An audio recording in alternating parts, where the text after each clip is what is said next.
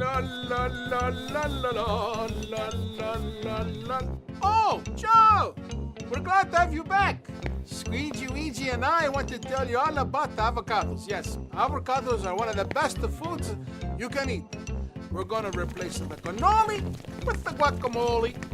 Avocados have good fats. That's right.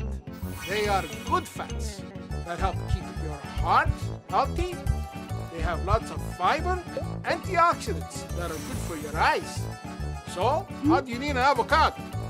You slice it right down at the meat, or make it into a dip, eat it in slices, or you put it in a panino.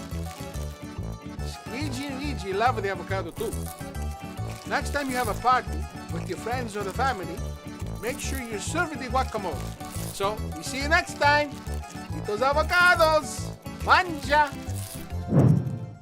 Hey, ciao! I'm glad you like the videos. That tells me you want to see more.